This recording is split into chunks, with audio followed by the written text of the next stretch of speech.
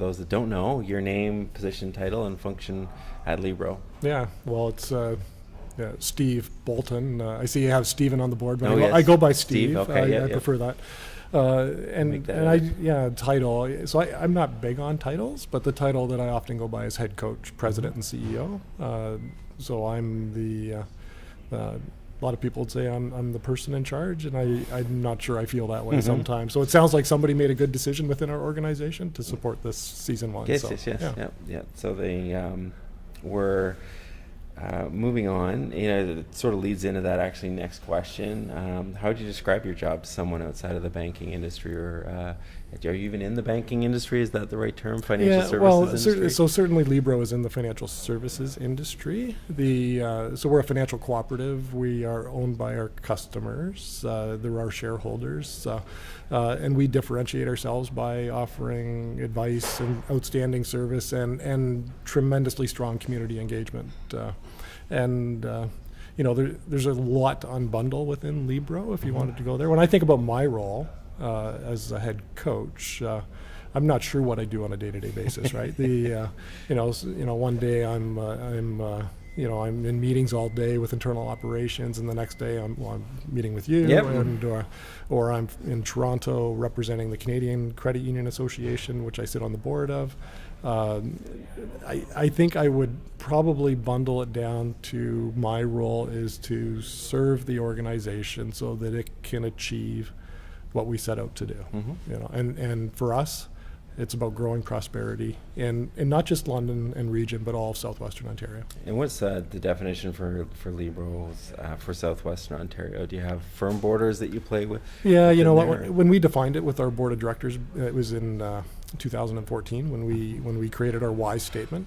So we don't have a vision, mission, value statement. We threw that away. We recognized our staff, our communities, our stakeholders couldn't repeat it. They really didn't know what it was about. So we went to a why, how, what statement, why we exist. And then 14 is when we created that statement to grow prosperity in southwestern Ontario by transforming banking. So southwestern Ontario, for us, we were asked that by our board. How do you define it, right? Yeah. And I would say it's a little nebulous at times, but at that time we said everything sort of west of Highway 400 and not including the GTA. We don't see that as a sweet spot for Libro Credit Union in the short to mid-term. So. Great. Yeah. So you have your what, why, how. So I think you've probably said all of those components, but the why or the what is to increase prosperity in southwestern Ontario. So what are those three questions? Let me go through it. Yeah, let's do it. So the why is to grow prosperity in southwestern Ontario. Yeah, that's why you exist. That's why we exist. Yep. That's our purpose statement. That's our mantra. That's what gets us up in the morning is how can we grow prosperity. And for us, it's not just for the credit union. It's for our owners, our customers, our members. Those are all interchangeable words for us because we're owned by our customers. They are our shareholders. Transforming banking is about doing things different in that space. So we are a financial services firm, but we need to do that differently.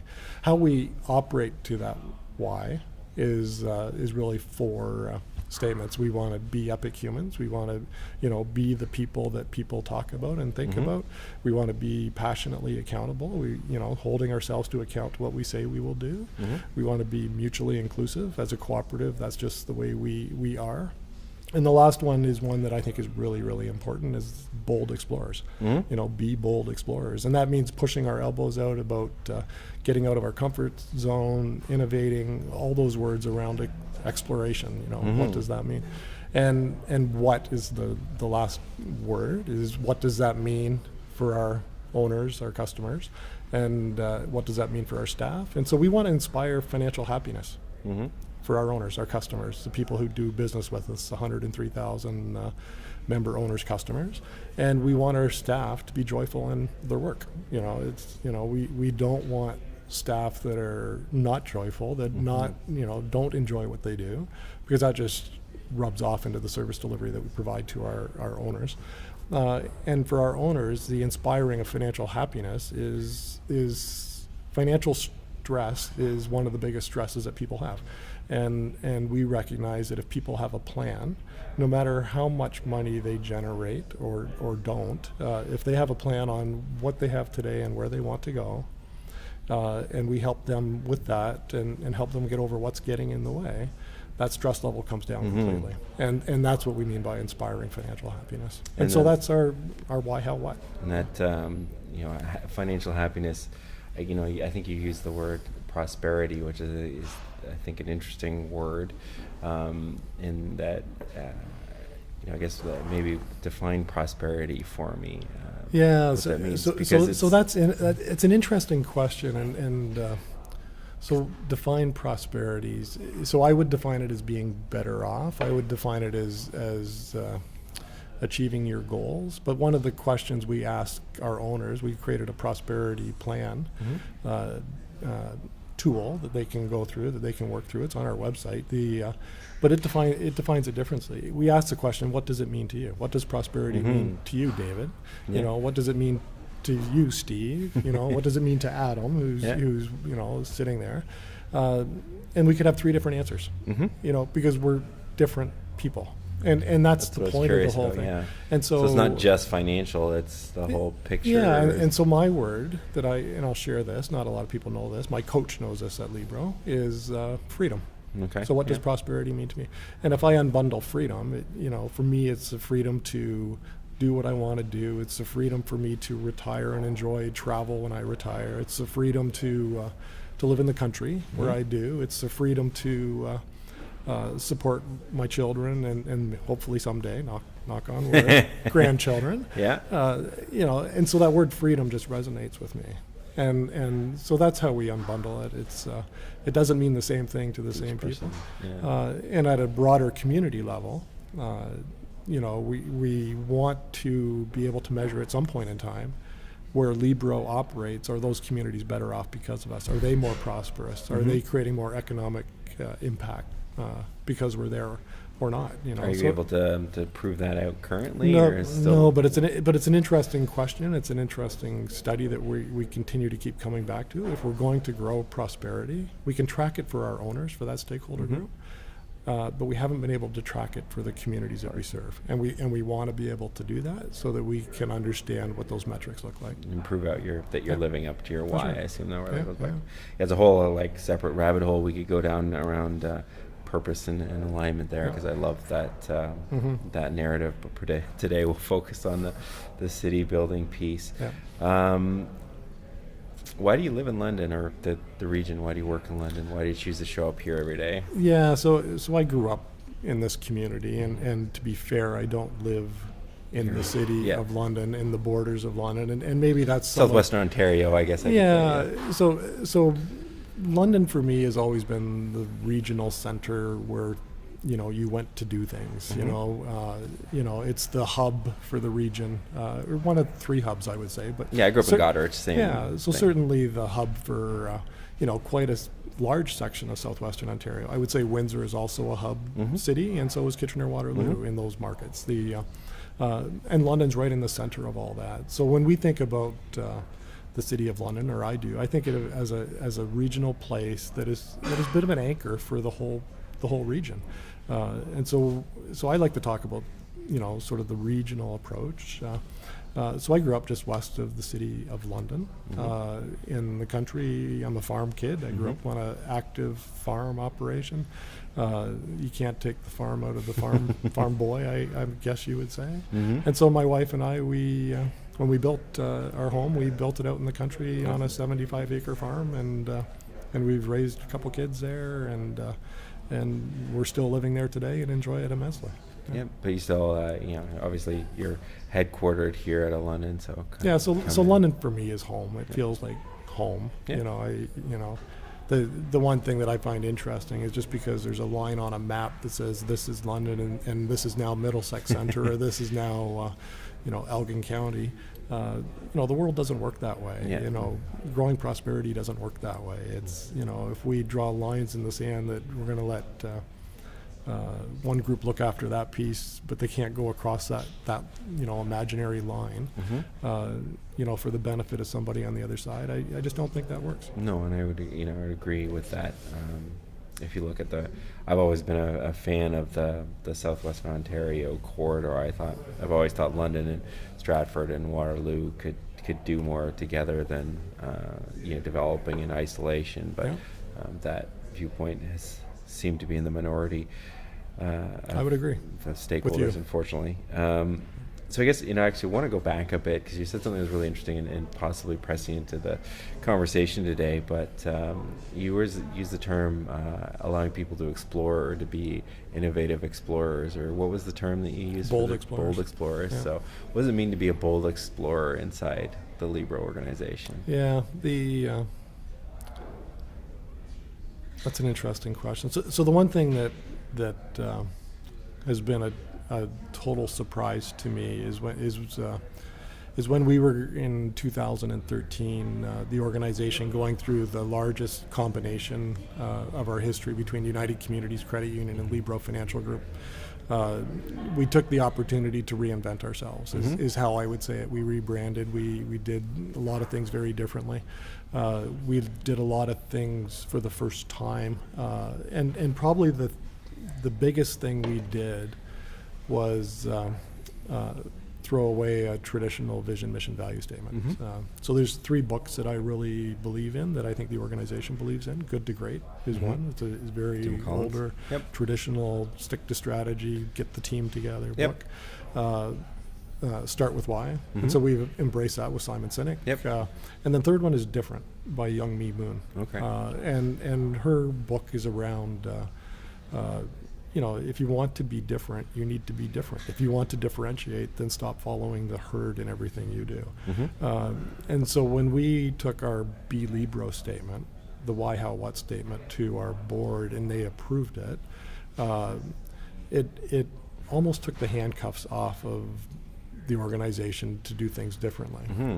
And I underestimated that tremendously. And I think all of us did. I don't think anybody today looking back, our former selves looking forward would imagine what has happened and transpired because of that one decision. So we were presented with opportunities to partner with different groups that came about because of that. The University of Guelph approached us to create a regional professorship in economic development in southwestern Ontario because of that change in the focus and what they saw in Libro. Cool. And what's even more cool is, we made a fairly large investment to create the professorship, but it was matched by 2 private families that were also invested in the region and the communities as part of that professorship. With no naming rights, they quietly were there on the sidelines wanting to do that, and we're really thankful for what they provided. That's aligned to that why. Aligned to that why completely, and then we started getting other requests and other things taking place. We're calling it the Libro Cluster today, but Western has approached us. We invested in the accelerator there because we believe in startups. We believe in entrepreneurs. They're the group that drives the economy, quite frankly. They're the group that will keep employment here. Multinationals will look for the complete efficiency gain and move things elsewhere quicker than we would like. But small and medium-sized enterprise tends not to do that. They stick with it. They got their own skin in the game, and they invest. And so helping startups do that, is really, really important to us. And what we've seen happen as a result of that is more and more people continue to do business with us. In the last 10 years, now, so that's a 6-year period that I was originally talking about. The last 10 years, we've grown by $5 billion. And the growth last year was over $500 million again. So the trend is continuing, and it's just enabling us to do more and more and more. We had our most profitable year ever in real dollars. It's not where we should be. We have our annual meeting in a couple of weeks, so I really shouldn't talk about the return. But we paid 50% of that profit back to our stakeholders. And we retained the other 50% to grow the business, to make sure that we're able to continue to grow the business, to invest in technologies. But in my view, Libro can easily grow about $1 billion more in assets.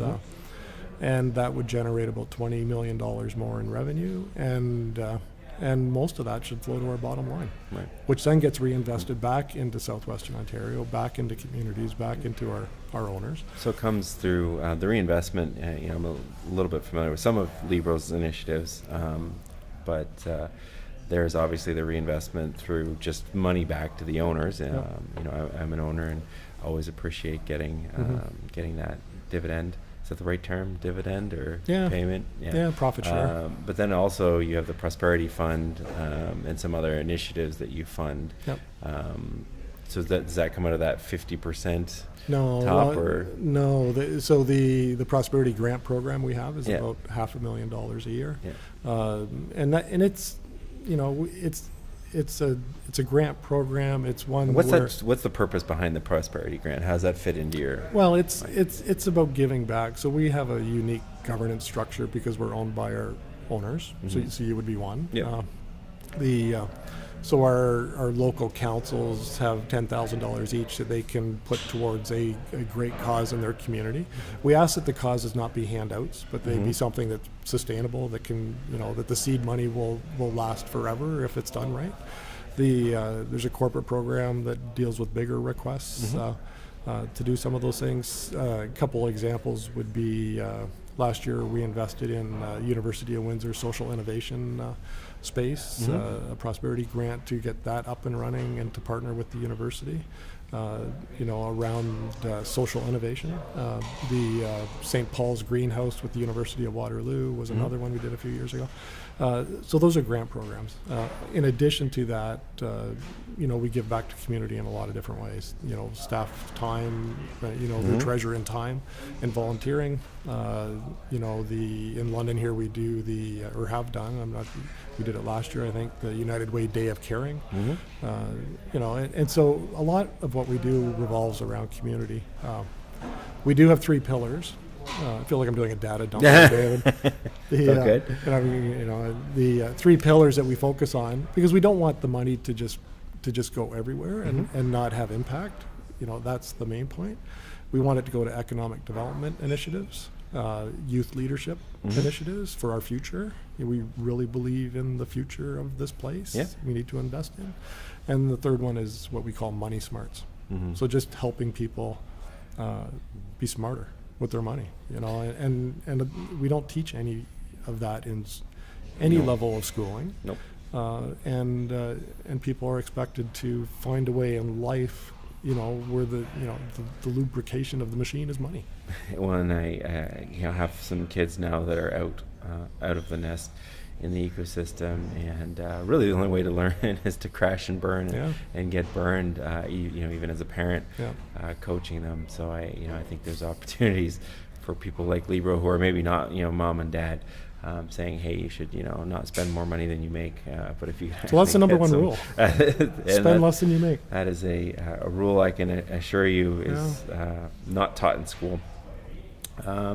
So I think it's really, innovation I see as sort of core through. So, take me back. When did Libro actually get started? Obviously, it's, I think, St. Willibrod, and I don't know if it was anything before that. Libro's been around for a long time. When did it get started? So so there's about 43 credit unions today that, from the past that combined into Libro Credit Union over time. St. Willibrod was one of the largest routes, the largest route that changed its name to Libro in 2006. United Communities was the other largest route. But if you sort of look at a tree and go down into the sub-routes, there's a credit union in every one of those lines. Yeah. The oldest route is a little credit union in Essex County, in township South Woodsley, and it would be 75 years ago is sort of when that credit union was started. And the interesting thing about credit unions is they were all created for a social purpose, because a group of people couldn't get what they were able to, what they needed from the traditional financial services at the time. Well, I mean, to me, that's the core of innovation or creative problem solving, I guess. Why were they able to do something together that they weren't able to get from a traditional banking source? You're trying to go back 70 years, but it's still a problem that persists today, presumably. Yeah, and I don't know the answer to Yeah. that. You know, I hear my foremothers talk about sort of the why. I know for the St. Willibord route, because that's the one I'm most familiar with. It was in 1951. It was created. It was created by Dutch Catholic farmers Mm-hmm. who couldn't get credit from the banks, Mm-hmm. and they have a system in the Netherlands, Rabobanks, Yeah. which is one of the largest cooperatives in the world. Yep. Even has bank in its name, who provided, I think, a bit of seed money to start St. Willibord over here. Oh, that's cool. And it's interesting, so it's probably the first peer-to-peer lending organization that was created. We hear a lot about it now with fintechs and Yep, what's yep. going on. But credit unions, they were doing the same thing. They were, depositors were through the credit union lending money to their neighbors. Yeah. Yeah. It's cool. The I don't know if you knew this, but the R in our traction actually comes from Rabobank. Oh, does it? We were the original founding partner of our traction. I had no idea. Yeah, so we were owned by a subsidiary of theirs, but Yeah. Rabobank Canada is actually, or our traction Canada is Rabobank Canada's digital experience. So Okay. familiar with Rabobank, lots of fun. So funny that maybe Yeah. today we have some sort of common Another dot ancestral theme. Yeah. Rabobank is the Yeah. common connection there. It's interesting. When we talk about London, is there anything you think London does better than anywhere else, or any? Yeah, any other I city? sometimes worry that because I grew up here Mhm. and spent 52 years sort of here, that I'm too close to it Yeah. to know. So I think we should be tremendously proud of our diversity in the economic ecosystem, Mhm. if I can say it that way. The hospitals are world class. Mhm. We have a couple world class, institutions of higher learning, Fanshawe and Western. We have a pretty robust manufacturing group. Mhm. More recently, gaming, Mhm. has come out. We got some, really interesting scale-ups that have happened here. CarProof is one. Voices.com is kind Mhm. of on that same path. We hope. Big Blue Bubble I know a bit about, but there's lots of Yeah. others, right? That have started here, have done some amazing things here. I just worry we're too humble somehow, right? So when you think about it and take some time to think about it, you can answer the question easily. Yeah. But if you're put on the spot and asked, you scratch your head a little bit and you think, Yeah. what is London known for? Right? Yeah. It's, I asked a question at a meeting a couple of weeks ago. So when all those visitors leave next year after the Junos, Mm-hmm. what are they going to be saying about London? Mm-hmm. What's the brand that they're going to walk away? Yeah. And I didn't get a good answer. I got, people always leave here that they had a good time. Yeah. They always leave here with a smile on their face. Nice city. Yeah. Yeah. Nice city. Yeah. And what are they, but what's the brand? What do people say about us when we're not in the room? Yeah. Do you think I can't answer that question. Do you think it's a problem that we don't have that? I mean, you kind of alluded to the fact that might be a problem, but how big of a problem do you think that is for the city to not be able to talk about? Like the two big things I hear while you kind of gather your thoughts are, medical, technology and advancement, which is awesome, and I just have some hesitancy to pin something on that. That's such a publicly funded enterprise. And Yeah. the second thing is that it's a great place. It is a great place to live and raise a family, and that's true. Mhm. But again, without some sort of identity or reason to be in a city, it's Yep. Raising a family is a secondary, is a nice to have, but you need to have some reason to be there. Yeah, quality of life is important. important, I agree. So to answer your question, I think the city of London should have a strong brand identity. People should talk about it in that context. I think about Kitchener-Waterloo, and I apologize to viewers if they get upset by that. For whatever reason, right or wrong, it's known, fairly globally, as a tech hub. Yep. Right. When I think about London and region, I tend to think more about Southwestern Ontario, to be fair, David. Yeah, no, that's fine. That's your mandate. Yeah, but when I think about London, I would love for us to be able to find that thread Mhm. that brings all of the community together, that's a tremendously positive brand that has meaning, that has impact and importance to to Londoners first, and then the world second, I would say. I think that's a really important point that you brought up. That I think some of the initiatives that have come up, and there's been lots, some community led, some not. You haven't really rooted in the community first, right? So, and I think again, if you're in the tech sector like I am, there's a lot of really great stories. So it's easy to think of London as a digital media center, but again, compared to some of the other scales of other communities that do that well, again, we would maybe not run up against even St. Catharines has got some good stuff going in there, but you compare it to a Vancouver or even a Toronto, it's tough to say, hey, we're leaders of the pack, because their sectors are so large. But yeah, Waterloo has been able to do it with their technology brand, and I think in part it's because that's just what people say. Even if you don't work in technology in Waterloo, you would probably acknowledge that it's a technology city. And you brag about it, and you talk about it. And you're excited about it. And you're proud to be there. Yeah, so even if you're restaurant services or banking services, I'm sure the people in Libro branches, do you have branches in Waterloo? Yeah, we have 3 in the region. So, and we're opening a 4th soon. So people at the branch of Libro, if they're talking about their home city, would probably, even if they're a Libro employee. So, in the whole sort of a launch to this initiative was thinking about what that story is, and I think for me what I've noticed is the ability to create these clusters that come together and solve problems. And St. Willibrod's initially, I think, was a good example of that, of how do communities come together. And the reason I wanted to talk to you about Libro is I think it's a case study in how, when that's done properly, a group of people, you have 130,000, 103,000 owners. That's 103,000 people that are coming together to solve a problem that they collectively have. So you've got a pretty massive network in 37 branches, 40 branches. Give us time. Yeah. 31. 31 now? Yeah. So, you're just that the network of Libro is expanding. Well, and what's it allowed us to do is to provide, I would say, more thought leadership. So we're at tables that we weren't at before. We're invited to conversations we weren't at before.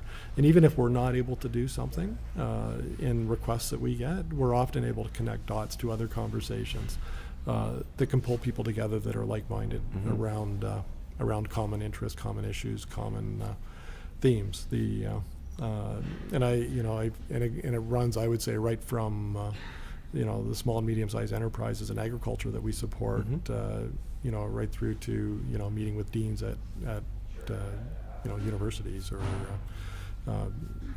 it's just an interesting place to be at, to be able to try to do that. And the fact that we're not beholden to shareholders, we are to our owners, and I think that's one of the beautiful pieces about this, is we have no conflict between shareholder value and customer value.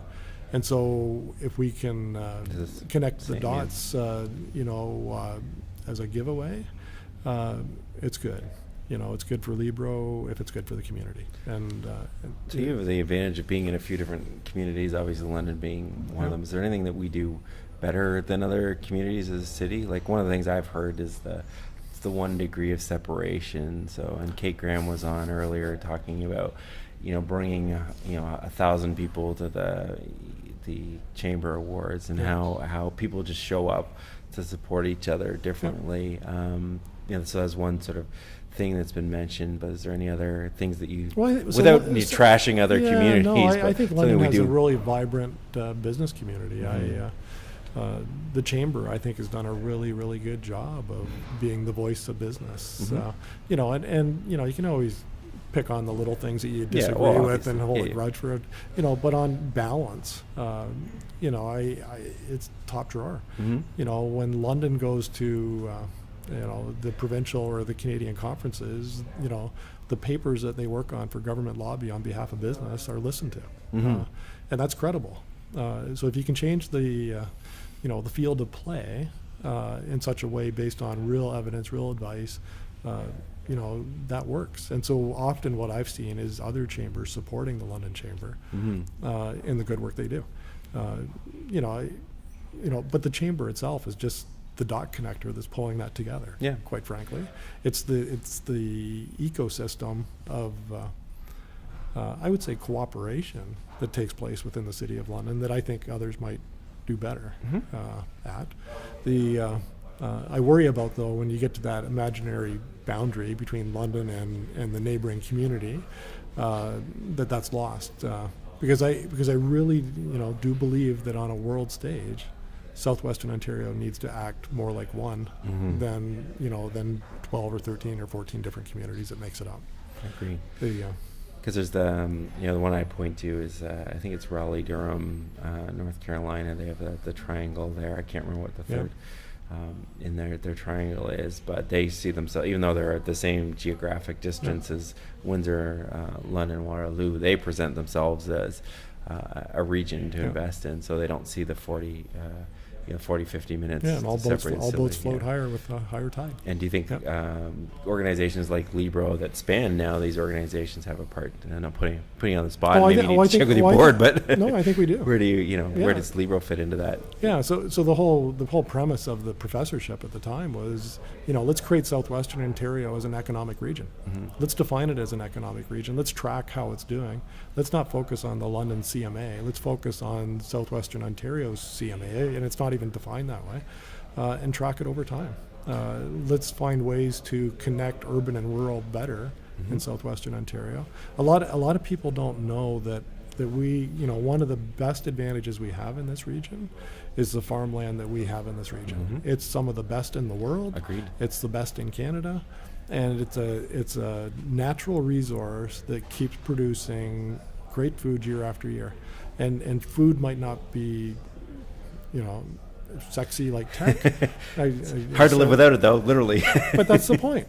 Yeah. I had lunch today. I'm going to have supper tonight. Everybody needs to eat. Yep. And we pave over more and more, and I know that's going to happen, and we'll make it up with higher production. But I think it's an opportunity for agri-food, for example, in the whole region. Yeah, I think. And we're not doing it. I don't think we're doing enough. One of the things I was most excited about with the London plan was it talked about infill rather than sprawl, because I do think sometimes we just take for granted the natural resource that's around us with the farmland, and paving it under seems to me to be a waste.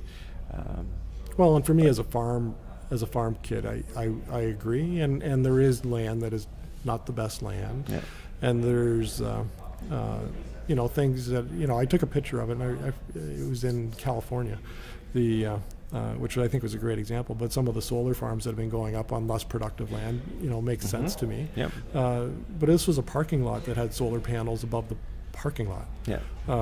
So it gives shade in the summertime, there you go, keeps rain off your head in the summertime, and it takes a parking lot and actually creates some solar energy. Now, that leads into a whole other debate on electricity prices, but that's not contentious at all in this area. No, but it's but the point is, being thoughtful about how we use our resources, including land, including parking lots, including roofs, and I think a lot can change. So I guess one question I've been asking is, and we talked a little bit about it, but again, to be a little bit more direct, is does London have an identity crisis? And I guess maybe because you have a different lens to bring, is it important that London has an identity it can talk about? Or, to your point, should it be thinking about maybe we need to, jump ahead and say, well, maybe London's identity is not important, but how we fit into the broader economic region is important. Yeah. So I think having an identity is important. And do you think we're lacking one as a city? And again, I struggle with it because I've been an insider for so long. Yeah. And London's done amazing things, or groups in London have done amazing things. Yeah, there's amazing pockets for sure. And to put all your eggs in one basket around one industry, one technology, one whatever, I worry about. But being the place that's thought of first for, let's say, entrepreneurs, it can be very powerful. And so I'm excited about the Roundhouse Accelerator. I'm excited about the Western Accelerator. I'm excited about our investment in St. Paul's Greenhouse at the university. That's an accelerator. Yeah. Same with the social innovation, bit of an accelerator. I'm excited about that because that's the future. If we can generate a higher level of success with startup businesses to get to the next stage, or to fail fast and learn from it and come at it again with number two, to me that just helps the community really well. And so if this place can be viewed as the place where entrepreneurs have the best and highest chance of success with all of the infrastructure that they need to do that, that would be cool. So why entrepreneurs? Why that definition? They just so we think a lot about impact and but I think the biggest impact any community has is a very robust economic engine. And for me, small and medium-sized enterprises that are fixing a business problem for somebody else, their customer, that is successful, is a great way to go. I give entrepreneurs a lot of credit for the risks they take, for the late nights, for the time that they invest at the startup, with the hope, that someday they're going to get a proper return. It's a bit like farming, quite frankly. And sometimes, again, there's a couple different rabbit holes I have to be cognizant of going down, but the entrepreneurial one, I don't even know this. We just get, at least from the ones that I speak to, so curious about whether or not we can solve a problem that sometimes the return on investment is a little bit deferred or not brought into the statement until we talk to people like Libro coaches. There's different types of entrepreneurs, but the ones that I see in technology are really excited about solving a problem for someone, and they jump in sort of 2 feet and don't always think about how to build the business. Best analogy, is jumping out of the airplane, figuring out how to land safely, kind of midair. Then there's people, again, like the Libro coaches, throwing parachutes after them, saying, "Hey, did you think about this? Did you think about that?" On the way down. But that's interesting to hear. Innovation and entrepreneurship kind of tied into the same framework. I think, we do, because we have the live stream. We open it up to, if anyone has a question that they want to ask for Steve. I'll have Adam check the stream. Just pop it in the comments there. I guess at this point I kind of open it up. Is there any question I should have asked you but didn't, or do you have any questions for me? That's my yeah, you interview get a question. chance to come back. Actually, I never thought about that. So I almost want to ask you the same questions, David. Yeah. I've spent my career building teams that are focused on a vision of where we want to go. Yeah. And I don't see this any differently as to what does the team here need to be able to achieve success over the long term. Yep. I sometimes worry that we forget about the youth in the marketplace. Yes. The future. Their future, and Yep. and they're the ones that will either leave this place or stay in this place. Yep. And so what kind of place do they want to be in? Agreed. Both social, both economic. What city do they want to have? And I just worry we're not talking to that group. I'm really curious. I've made this comment as well before that Libro was our 650 staff. I have a greater degree of control there as to how to get to the to true north, where we're trying to go, how we're executing, what our focus areas are, and holding ourselves accountable. It's hard when you talk about community. It is, because there's such a variety of opinion, diversity of opinion, which makes us stronger. Yeah.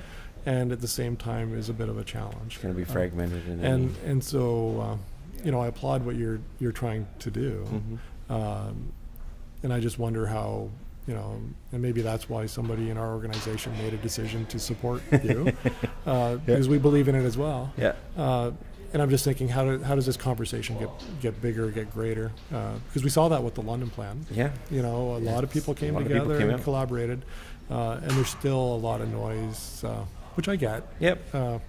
Around whether that's the right true north or not. Well, I think, yeah, in any community that's as diverse as ours, both from a socioeconomic and cultural diversity, you're going to have differing opinions and different, and the dialogue is important. So my theory is that by having conversations like this, I hope to have many, many more, and branching out to different people. I'm obviously starting a little bit with the circle of people I know that would, I think, have some valuable input about innovation and human innovation and what our city is about. But branching that out, one of the first things I was challenged on was how London isn't inclusive in many cases. And so I plan to have an episode around, I call it the city of missed opportunity. So how many opportunities has the city missed by keeping people at the margins, by not having a better inclusive and diversity challenge, and knowing full well that organizations like Pillar Nonprofit Network and others, there's a task force at the city, where there's people working on it, but still there's people who still feel very marginalized or not accepted within a city. And I think that's a huge, as I said, a missed opportunity, because we're losing that talent, we're losing that engagement. For me, I think the question that was maybe implied was, why, is this important, or why is this important to me? Is for largely recruiting and retaining talent in the city. I think technology companies are canaries in the coal mine. We need young talent that fresh trained, and if they're leaving the city, then they're not engaged. And I think some of the decisions will still be contentious, but I think if the city has a vision for what it wants to become, then it becomes easier to make some decisions. They're not necessarily contentious, but around things like rapid transit or moving. Like, I love that Fanshawe is moving downtown, and some of the Western programming is moving downtown. And I think when you have a vision for a city, or even a common understanding, it makes some decisions easier. There's still going to be contentious and debate, and that's fine. Well, maybe the one thing you should think about is take the advice or don't. Your questions seem to be all very interest based. Yeah. The brand of the city, of the city. It'd be interesting for you to put somebody in this chair that might not normally sit in this chair. Somebody, and I'm not going to throw a name out, but who's been part of the city longer than you or I maybe have, who's been around through some of those, earlier decision-making points. I would say an entrepreneur, because because they're reflective on jobs and opportunities, and ask them. And what might surprise you, might surprise me too. It might not. Is that there's probably strong alignment. Would be my guess. For sure. So we very much believe in interest-based conversation. It's not about my position or your position. But what is it that you're looking for? Or what is it that I'm looking for? And how can we together find a solution to do that? I think there's more common ground. Is my guess. But people go to polarized positions very fast, and that's just human nature. And if we could change it, or you could change it, I'm using the royal we, but if you could change that through this approach, by putting people in this chair that might not normally land in this chair, to ask them these interest-based questions, it might be interesting. I agree, and I think that's one of the reasons I'm excited about Fanshawe coming on board to help with some of their communication students. Is that's one of the tasks that I'm going to ask them to be doing and looking at. Is I obviously have people who would willingly accept a invitation to come and talk, but who are the people that I don't even know because they're not in my social graph or in my connection or even in my awareness that should be having this dialogue? Because I believe, take anything that you want to look at with humans, we're 99.9% the same genetic code. Don't quote me on the science of that. It's actually around there National Geographic has a great magazine out right now on it. So that we're even on political ideologies. I was listening to something. I think it was on the way in. probably a Sam Harris blog post, but most people will agree that they want their families to be safe and fed and housed. Most people will agree that it's important to have jobs or meaningful work for people. Most will agree that they want their children to get educated and have better opportunities in life that they want, and like that's a common. The how we do that and the tactics, so far down diverge, but there's a common. I think in any Londoner or any person who wants to be part of this community and see it thrive, there's that common connection. So I am starting with people who are. In the closer to get the dialogue out there and get people thinking about it, but definitely, there's once the new slate of candidates come out in May, because of course you're not allowed to campaign until May. So we have no idea who might be running for mayor in the city, but certainly looking to engage some of those folks who would be. And I'll maybe take it upon myself to think of a if couple you have people. some others, and I'll reach out to them and the other thing, and just ask for their permission to share their name with you. If anyone's interested, you don't have to be in the hot seat. So Steve graciously agreed to be live streamed today, but I'm also doing offline and audio only interviews as well, which is maybe more comfortable for people. So Great. But